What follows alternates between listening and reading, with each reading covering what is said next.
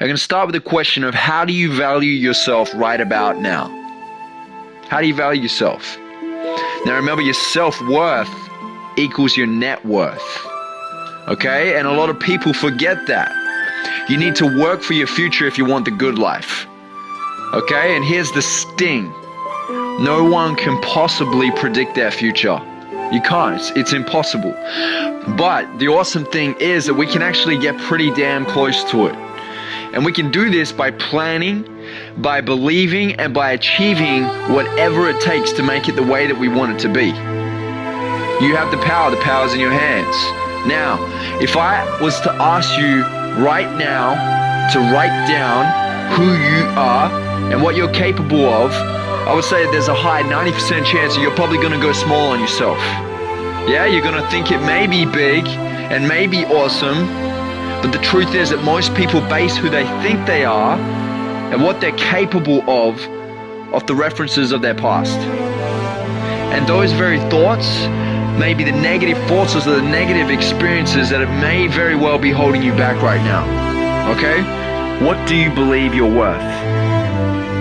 Because your net worth in life matches what you believe you're worth. And your beliefs and habits strongly determine your financial success. They really do.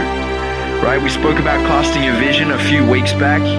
And if you have no vision for your future, you'll be a slave to your past.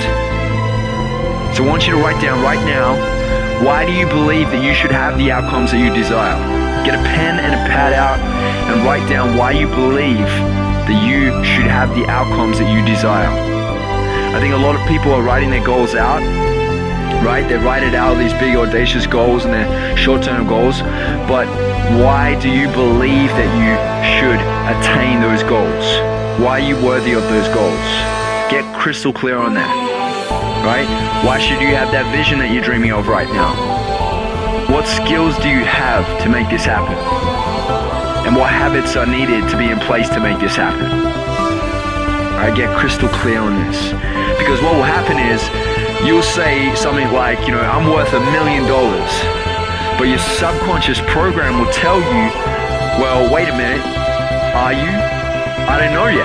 Do you have the skills? Do you have the habits? Do you have the unwavering belief? Right? It's not stupid. And this is why a lot of people don't fulfill their dreams. Because they're not congruent with their underlying beliefs. Right? Their words, their goals aren't congruent with who they really believe that they can become. And if this is you, if you're struggling with this right now, it's because your words in your superconscious mind, I learned that from Deepak, are in opposition. Okay, so get clear until this feels right in your body. So clear that when you say it, there's a massive wave of belief behind it. Right? Because you put the work in to learn the skills. And you have no doubts because you've solidified the right habits to stay persistent. And your brain's already becoming wired for the person that you need to become to get there. Right? There's actually an Aussie psychologist by the name of Alan Richardson who experimented with 3 large groups of these basketball players, right? And he was testing them on their ability to make their free throws. And he took them all out and he actually recorded the performance of their first day.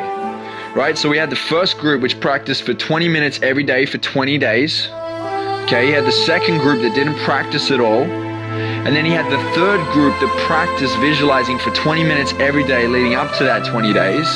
They didn't actually physically touch a basketball or practice on court. They visualized it for 20 minutes every day up until that 20 days. He then recorded their free throw abilities on the 20th day. And it's amazing. Like the first group that had practiced every day for 20 days, so 20 minutes, they improved by 24% overall.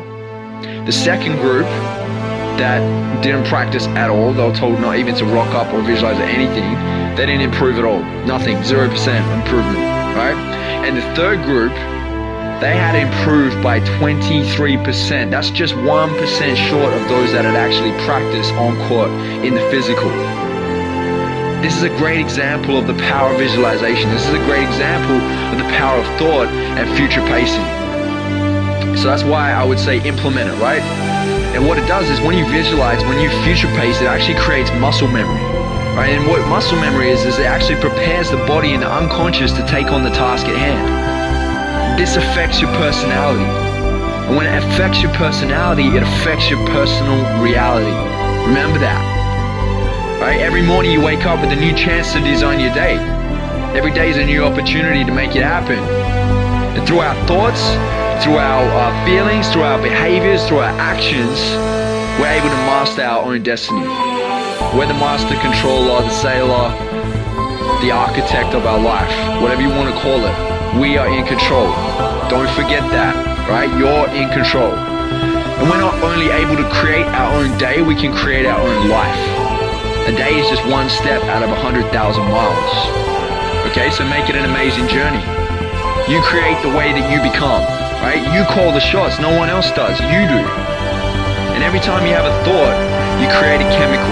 Okay, and those chemicals are either negative chemicals or they're positive chemicals based off the thoughts that you create. These chemicals trigger off a feeling in our body, and it becomes this loop between the body and the mind, and then it feeds us and it starts to direct us on the road of either greatness or despair.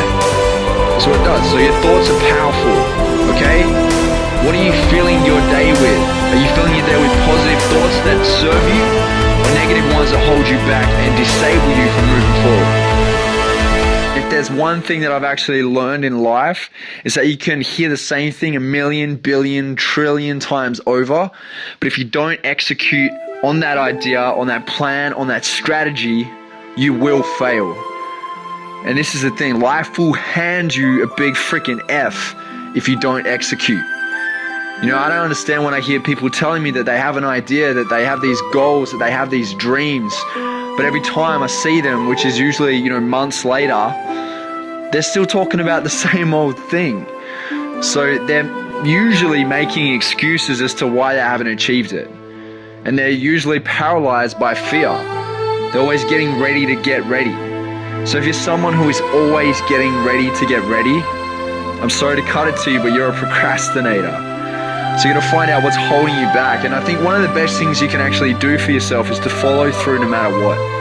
You know, we all feel that little uncomfortable nagging and that little bit of pain every time we go to make that new decision, that new change in our life, but you need to really shake it off. And you know, you might have these big, grand, audacious goals, and you tell yourself all the time, you know, I'm gonna do this, I'm gonna do that. Saying it and just starting it but not following it through, that is still procrastination. Alright, so you need to practice. You need to practice with willpower. You need to practice with discipline. You need to have the focus if you want to make it across that finish line at the end of the day. And you know what? I've put things on the back burner before. You know, I used to do that. I used to be that guy that said, I'm going to do this and that, and I never followed through. And I don't do it anymore. I commit, I'm all in, I'm 100%, and I'm smart about my commitments too. You know, you never want to overcommit. We talked about it yesterday, having that high EQ, that high emotional intelligence, is that you don't overcommit. You get good at saying no. And when you do commit, you want to treat it like it's a marriage.